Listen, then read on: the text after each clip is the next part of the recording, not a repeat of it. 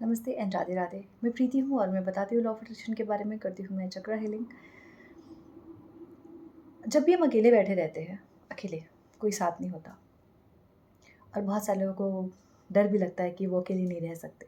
पर जब भी आप अकेले रहते हो, आप कहाँ जाते हो? ज़्यादातर हम अपने पास्ट में ड्वेल करते हैं, ज़्यादातर हम अपने पास्ट में रहते हैं और उन्हीं गलतियों को सोचते रहते हैं, यार ये ना किया होता तो वैसा हो गया होता, वो ना किया होता तो वैसा हो गया होता, ऐसा करना था तो ऐसा हो जाता। उन्होंने मुझे इतनी तकलीफ़ें दी कि हर वक़्त सिर्फ़ वही चीज़ें जो अब फ्यूचर में सही नहीं किया जा सकता या प्रेज़ेंट में सही नहीं किया जा सकता, बट हम उसी में रहते हैं। और जितने बार एक ही इंसिडेंट को आप बार-बार दोहराएँगे, किसी ने एक ही बार आपके साथ कुछ गलत किया होगा, किसी ने एक ही बार कुछ गलत बोला होगा, एक ही बार आप अपने जीवन में फ़ेल हुए होंगे, लेकिन वो फ़ेल के इंसिडेंट, वो फ़ेल का इवेंट आप हर दिन अपने जीवन में पता नहीं सालों-सालों से जीते आ रहे हैं। जब भी आप अकेले बैठते हैं, आप उसी पास्ट में जाते हैं, आप वही सारी चीज़ें सोचते हैं, फिर दुखी होते हैं और कहीं न कहीं वैसी और 100 चीज़ें आप अपने जीवन में अलग तरीके की देख चुके होंगे जो उससे रिलेट करती हैं। मतलब अगर फेलियर का इश्यू है तो आप बहुत सारे अपने लाइफ में हर एक एरिया में फेलियर के ही रिज़ल्ट आपको देखने को मिल रहे होंगे। रिलेशनशिप में किसी ने गलत किया तो आप ये महसूस कर पा रहे होंगे या आप देख पा रहे होंगे अपनी लाइफ में कि कहीं न कहीं वैसी और भी चीज़ें हैं रिलेशनशिप के ही रिलेटेड अलग-अलग रिश्ते में जो मुझे परेशान कर रही हैं। वो इसीलिए है क्योंकि आप सेम फ्रीक्वेंसी में सालों-सालों तक जीते आ रहे हैं। आप मेडिटेट तो कर रहे हैं, आप ग्रैटिट्यूड कर रहे हैं, आप सब कर रहे हैं, लेकिन कहीं न कहीं आपका 70% माइंड जो है वो हमेशा पास्ट में रह रहा है। अब लोग बोलेंगे दीदी बहुत आसान है ये बोलना कि पास्ट की बातों को भूल जाओ, इतना आसान नहीं होता। आसान बिल्कुल नहीं होता, मेरे लिए भी नहीं था, लेकिन मैं यहाँ तक हूँ। इतनी समझ आ जाए कि जो कुछ भी मैं सोच रही हूँ, क्या वो सच में मेरी लाइफ़ के लिए सही है, आने वाले फ्यूचर के लिए सही है? क्या मुझे वापस से सेम सिनेरियो अपने आने वाले फ्यूचर में भी देखना है? किसी ने एक बार हमसे कुछ गलती कर दिया, हमने उसको माफ़ नहीं किया उस वक़्त और उसको माफ़ ना करने का जो बोझ है, मीन्स किसी ने कुछ भी गलत कहा हो बचपन में, उसको हमने अपने दिल पे लगाया और अभी भी जभी भी उस इंसान का नाम हमारे सामने आता है, हमें लगता है यार इस इंसान का नाम मत लो, मुझे इससे बहुत चिढ़ है, मुझे बहुत गुस्सा आता है इसका नाम सुन के। होता है ऐसा? वो इंसान आपके साथ गलत किया, वो भूल भी गया होगा, उसको याद तक नहीं होगा कि उसने आपको उस वक़्त 4 साल, 10 साल, 20 साल पहले क्या बोला था। लेकिन आज भी आप वही सारी चीज़ें अपने अंदर कैरी करके चल रहे हैं। तो सोचो, आपने सालों-सालों से खुद को कितनी सारी तकलीफ़ें दी हैं और उस तकलीफ़ों के साथ आपने शरीर में बीमारियाँ दी होंगी, हर वक़्त अपने मन को, अपने इनर बीइंग को आपने कितनी तकलीफ़ें दी होंगी, वो किसको कितने बोझ में रखा होगा आपने।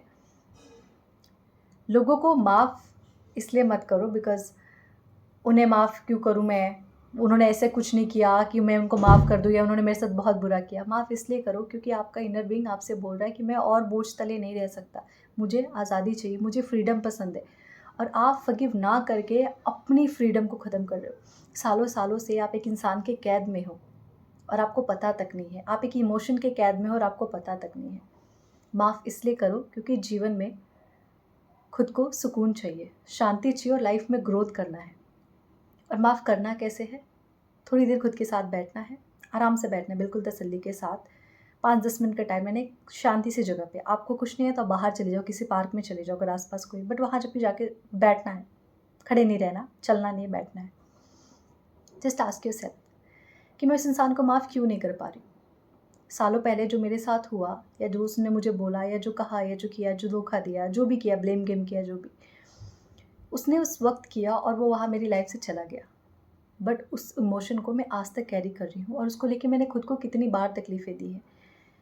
क्या मैं इस तकलीफ़ लेने के काबिल हूँ? क्या सच में मेरा मन और मेरी बॉडी ये डिज़र्व करता है कि मैं जीवन भर खुद को दुःख देती रहूँ? आपके मन से खुद ही आवाज़ आएगी, नहीं, मैं बहुत कुछ अच्छा डिज़र्व करती हूँ। खुद से पूछोगे तो खुद ही आवाज़ आएगी मन से और पूछ के देखना, ये करके देखना। Just take a deep breath, अच्छे से एक लंबी गहरी साँस लेना, मुँह से छोड़ना, नाक से लेना, मुँह से छोड़ना, 5-7 मिनट ये करना।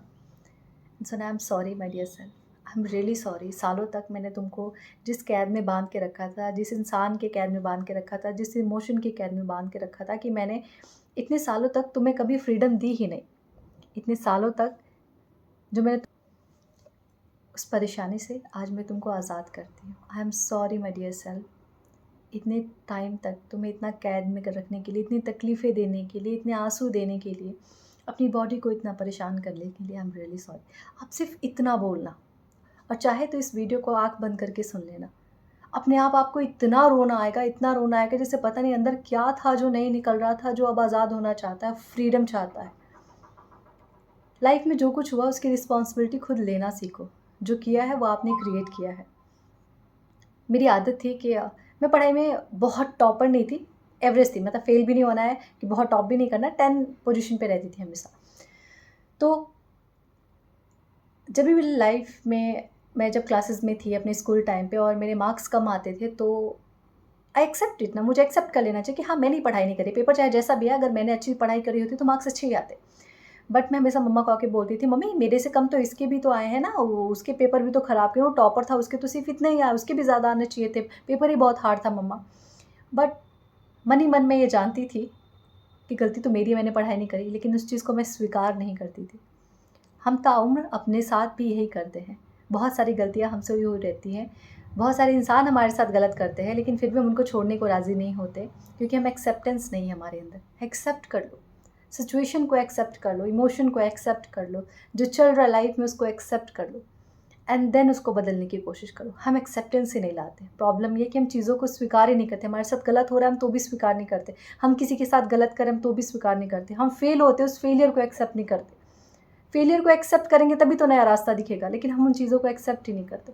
और हर बार पास्ट में जाके बस चीज़ों को ब्लेम करते रहते हैं, उस इंसान को ब्लेम करते रहते हैं, सिचुएशंस को ब्लेम करते रहते हैं, लेकिन खुद से नहीं पूछते कि हमने जो किया है वो क्या किया है, और क्या ये दर्द हम सच में डिज़र्व करते हैं जो इतने सालों तक हम अपने मन में लेके चल रहे हैं।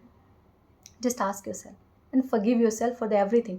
आप बहुत महान नहीं है, महान बनना भी नहीं है, सिर्फ इसलिए माफ़ करना है और ख़ुद को भी माफ़ करना है, क्योंकि लाइफ में अब ग्रोथ लेनी है, आगे बढ़ना है, चीज़ों से ऊपर उठ के कुछ और करना है, खुद के लिए कुछ बेहतर करना है, इसलिए माफ़ करना है, लोगों को भी और खुद को भी। Thank you everyone and Radhe Radhe. Thank you so much for subscribing my channel. Thank you for sharing this videos. Thank you, thank you, thank you.